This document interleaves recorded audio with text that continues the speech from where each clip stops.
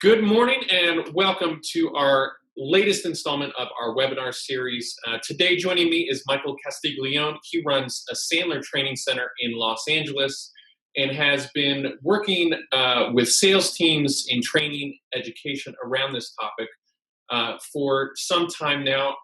Michael, why don't you kind of give us a little color into how you got into the role you're at now, what your background is, and why you like helping people with this particular area in the business world. Thanks for having me on, Chris. It's an honor.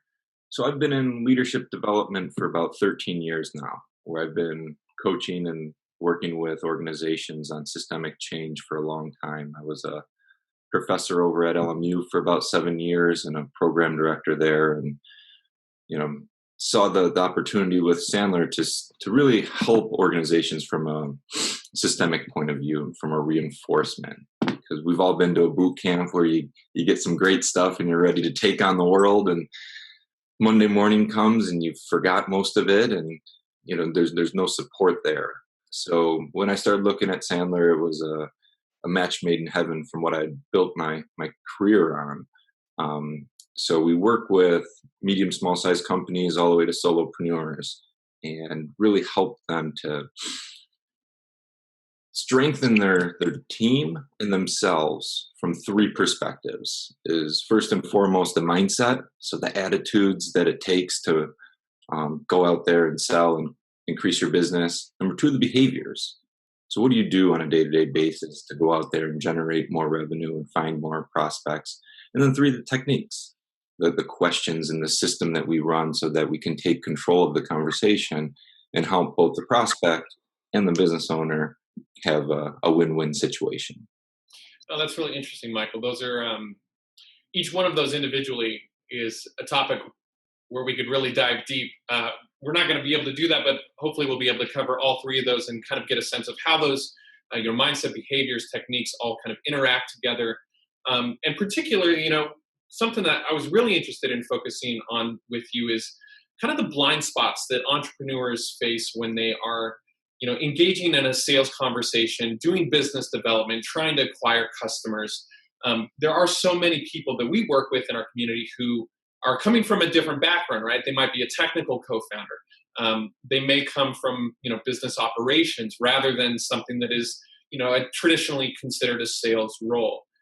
In your experience, at LMU and in what you're doing now at Sandler, what are some of the things that you see people bring to the table that you could say is a blind spot or a weak spot that might hold them back from, really excelling in this realm?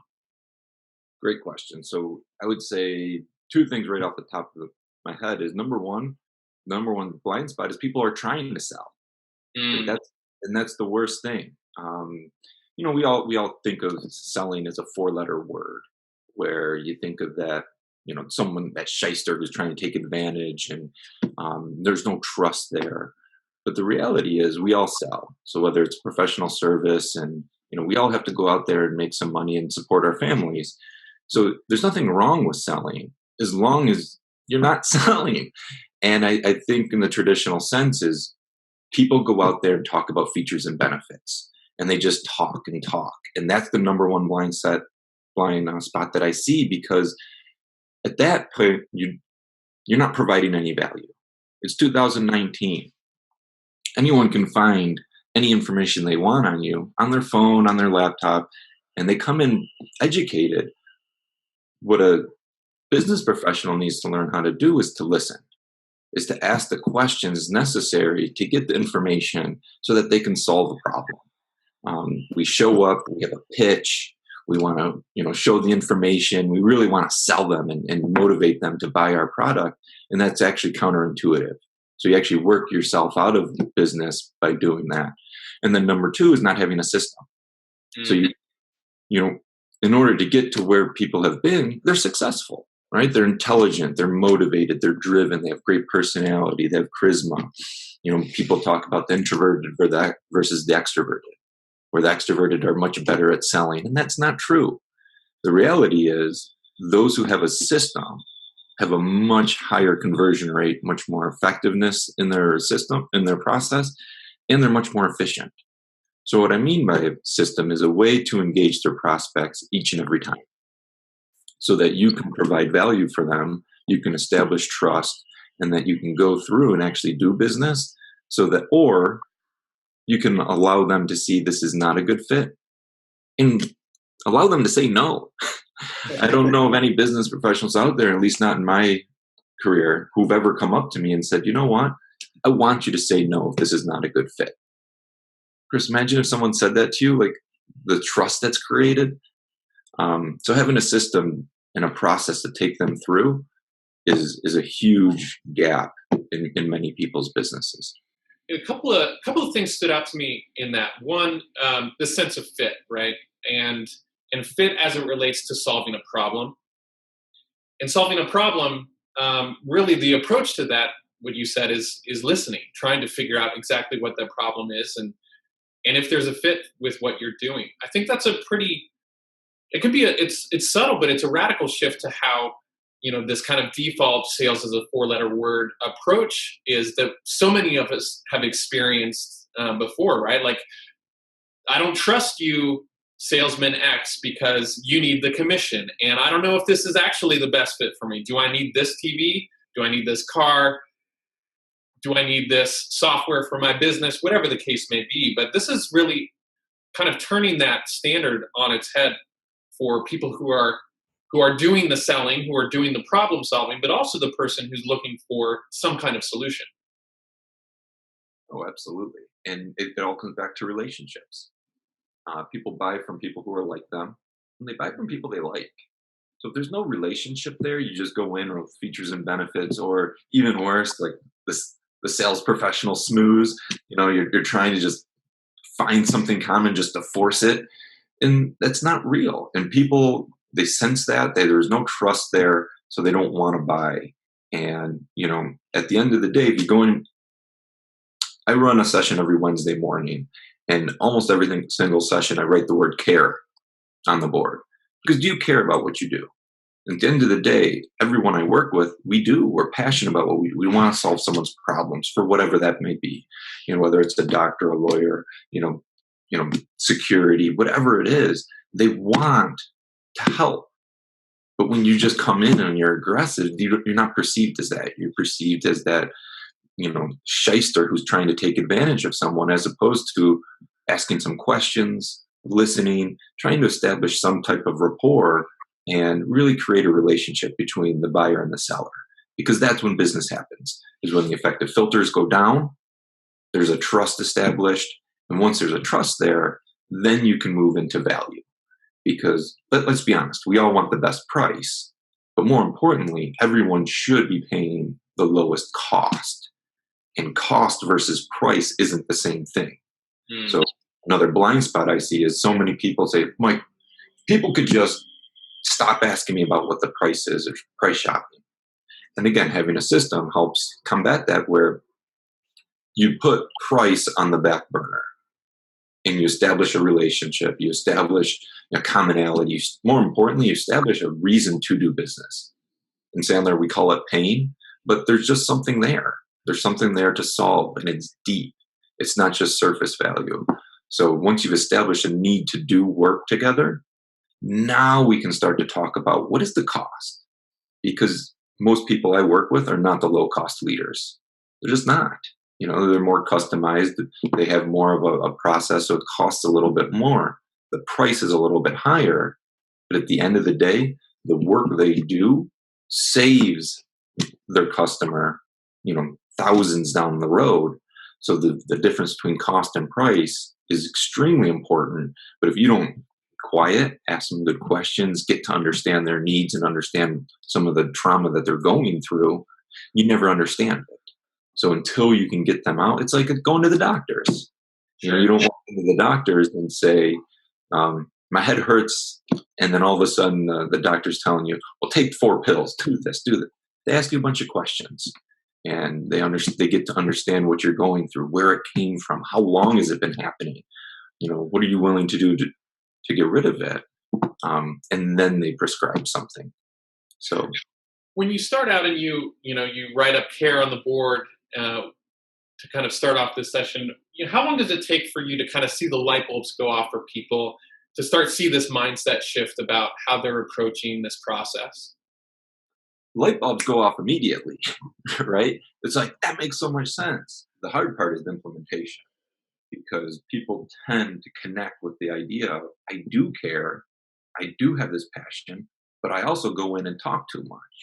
And they start to reflect on their previous sales cycles where maybe they lost control and they had a prospect where they should have got them to work, and then all of a sudden they ghosted on them. So the light bulb goes off immediately. The challenge is actually implementing it, because that's the hard part. And I mentioned the word reinforcement earlier, is the idea that you go and you try each and every week, but then you come back and you talk about it, you problem solve it, you role play, you do some situational learning with a group, and it keeps you in the accountability mode to always be growing and always be trying. And that takes anywhere from several months to a couple of years. And, I come from a point where I'm a lifetime learner. I'm always, looking to find a new skill, finding a new book to read, a class to take. Like, I've always wanted to better myself.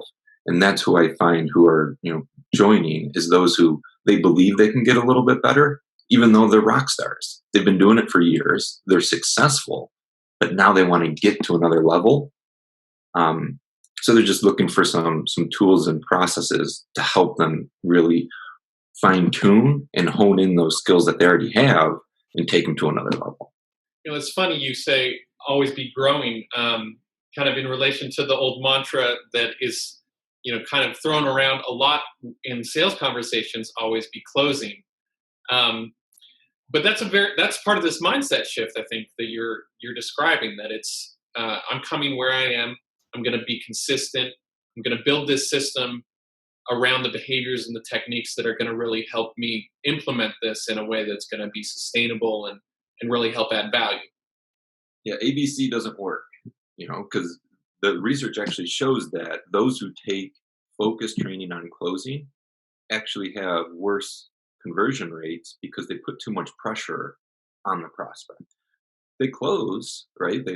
It does work, but their conversion rates actually go down a bit because they're high pressured situations and your dendrites shrink and you're not able to make a decision. So what we say is ABQ, always be qualifying. As you qualify the prospect in front of you, you're asking great questions. You're really understanding what they're going through. You're getting to understand their business through their eyes so that you can really see what they're going through. And then you also ask some good, tough questions around budget and decision and how they do business. So at the end of the day, when you're done with the conversation, they're in the ability to act. That's what a good sales professional does, is they put the prospect in the ability to act, not take advantage of them, but they give them the right information. They get them educated enough and you understand them enough that at the end of the day, they can say yes or they can say no. Like I said, there's nothing wrong with saying no, because you learn a lesson, and more importantly, you save time. You're not chasing them down. You're not taking them out to lunches and going through maybe a longer sales cycle of someone who has no intentions of doing work with you. What I'm hearing there in this process of listening, of asking questions, of qualifying, finding that fit, is that for the other person on the other side of this conversation, the result for them is probably a feeling of empowerment, that they are able to make an accurate decision that's going to be best for them and best for their company. And maybe that is the fit, and that relationship will continue in that way. Maybe not, but they have the power to make that decision. Absolutely.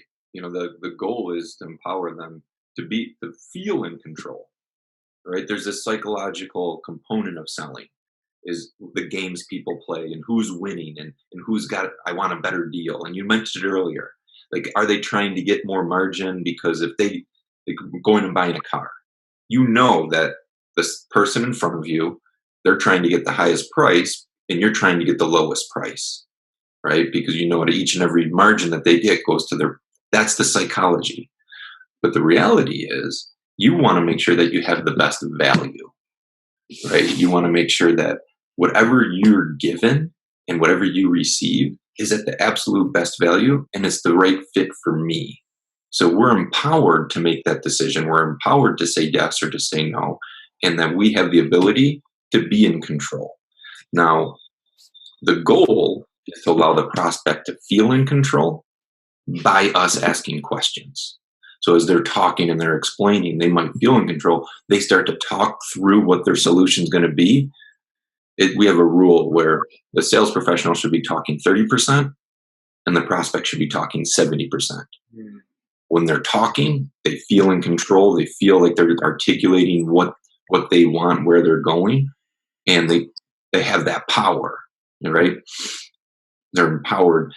So that's our goal, is to not make it seem that we're driving the bus, but the reality is we're trying to get to the end goal of act, yes or no. Yeah. So for someone, Michael, that's, maybe they're a solopreneur, maybe they're, they're running a business and their core competency is not this. It's not sales, it's not business development, but they're kind of bearing the weight of that responsibility. What does it look like for them to start putting a system in place to implement some of these things?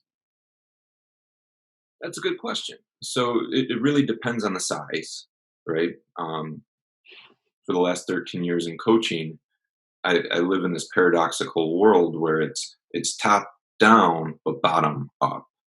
So the leadership has to have buy-in. So if you're a business owner with a team, or you're a solopreneur, you have to buy into it. Right? You have to believe that this is going to be the best work. Because if you get in and it's like, it's just another thing to do, nothing's, you have to commit. So the first and foremost is whether you're a solopreneur or whether you're a CEO or a business owner, the top down has to buy in, has to believe that this is the process. And then number two, it's a slow process, but a quick process. So the idea is to focus on 2 to 3 things at a time, nothing more than that. Like, granted, when in the class we talk about a lot of different ideas, some of the stuff people are already doing, but maybe not in the right order, or maybe not the right technique, or maybe not frequently enough. So the idea is to sit down and really create a plan. So what are the 2 to 3 things that I'm going to focus on right out of the gate? And, what are our goals? So I always start with goals with the organization of both financially and personally. We're in this to make money. But we're also in this for the intrinsic motivation. So where are we going internally with this? So to get started, you have to have buy-in, and then you have to set some goals. How long do you see these, for somebody that's coming into you who wants to improve, wants to grow, wants to make these kinds of shifts, how long until they start seeing some results where they can say to themselves, oh yeah, this is working, I feel the difference? It's a loaded question. And, at the end of the day, it goes back to what the person puts into it. If they just kind of dip their pinky toe into the water, it's going to be a while, right? Because nothing's changed. Sure. If it's someone who cannonballs in and adopts the beliefs and aggressively pursues those 2 to 3 changes immediately, and within a month or 2, they've accomplished one goal, right? It's not just adding more to your plate. You've accomplished a goal, and now I've had a client who joined, and within her first month, she increased sales 55%. Wow. So again, I can't take credit for that. She's the one who went out there and did the selling, but she applied the system. She moved people out. She made her day more effective. And on top of it, she reduced the hours that she was working. She was already a top performer. She was a top performer in her company, and her goal was to become more effective, but more efficient, to kind of reduce those hours.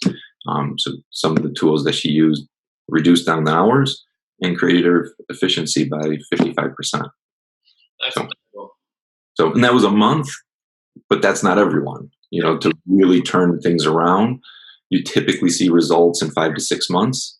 And then for the culture to be permanent, right? Like when you think of a medium-sized, small-sized company, for a culture to be permanent, you're looking at a year or 2 before there's the permanent shift. Because people are smart, right? That they see these professional developments come through. It's like the pendulum. where, oh, we're going to try this shiny object, and oh, we're going to try this shiny object. So they'll wait patiently, and they'll wait for the next thing to come, and they'll smile. They'll go to the training, they'll get the coaching, they'll smile and nod, but they'll put it off.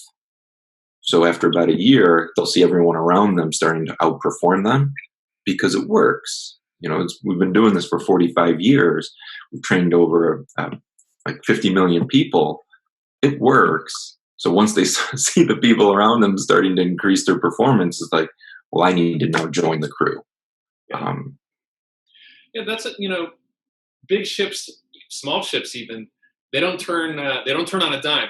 They take time, and any change in our personal lives or in our professional lives takes persistent, consistent effort to really see change that's going to last. And when I was a first-time co-founder, we've talked about this, Michael, but I did the Sandler Training course, and I came in with this kind of old school mindset and had a lot of kind of internal resistance to engaging in a sales process. And I found pretty early on in the training that was really selling myself short, that I was kind of almost sabotaging myself in a way to come into these conversations with a mindset that didn't look well on this process, that wasn't trying to find a fit. And once that shift happened, it was a lot more natural, and it was a lot more inquisitive to do, like you said, to find this fit, to understand what the problems were, and care. Yeah. Again, a lot of the people we work with are successful business professionals, and they get to a certain point of their career because they're competent. So there is this self-sabotaging of, I already know this. I hear that's one of the common blind spots that I experience is, well, I'm already doing everything. But again, are you doing it in the right order? Are you doing it with the right cadence? How is your tone? When are you engaging? When are you trying to do certain things? So to have that second opinion and to have that collaboration back and forth, once you've lowered your effective filter of, I want to do better, then that's when the true growth happens. Because we're all successful. Like, let's be honest, we're not successful business owners. You don't have a business up and running unless you're competent and successful. Definitely. Well, Michael, I think we could talk about this for another hour or so, but this is kind of the end of this session, at least. And we will share with folks at home your information, as well as where they can sign up for your free Wednesday session if they'd like to learn more about what you do and what the Sandler method is. Michael, thanks so much for your time. Chris, it's been an honor. Thank you for having me. We'll talk soon.